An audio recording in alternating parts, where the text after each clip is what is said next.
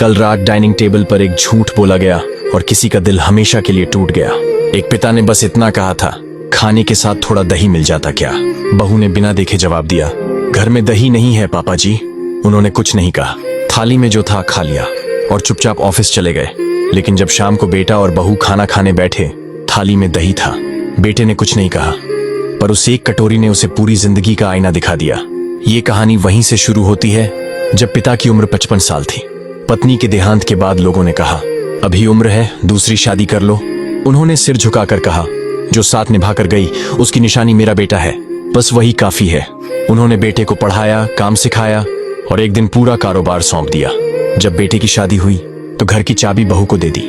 बेटी, अब ये घर तेरा है।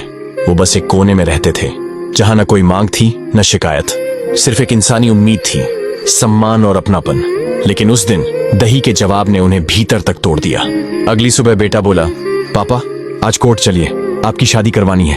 पिता हंस पड़े, इस उम्र में शादी? बेटा मुस्कुराया और कहा, न तो मैं आपके लिए पत्नी ला रहा हूँ न अपने लिए माँ। मैं बस वो व्यवस्था ला रहा हूँ जिसमें आपको कभी दही मांगने पर ना न सुननी पड़े। अब मैं अपनी पत्नी के साथ किराए के घर में रहूंगा, ऑफिस में एक कर्मचारी की तरह काम करूंगा, ताकि मेरी पत्नी समझ सके कि जिस पिता ने हमें सब कुछ दिया उसे इज्जत और दया नहीं, प्यार और अधिकार चाहिए। पापा, आपने जो त्याग किया वो मैं कभी चुका नहीं सकता, पर कम से कम ये कर सकता हूँ कि आपके हक का दही आपकी थाली से कभी गायब ना हो। पैसा तो बहुत मिल जाएगा, पर वो इज्जत जो पिता की थाली से दही हटा देती है कभी वापस नहीं आती। इसलिए जीते जी माँ बाप का सम्मान और आदर कीजिए, क्योंकि जब वो नहीं रहेंगे तो सिर्फ अफसोस बचेगा।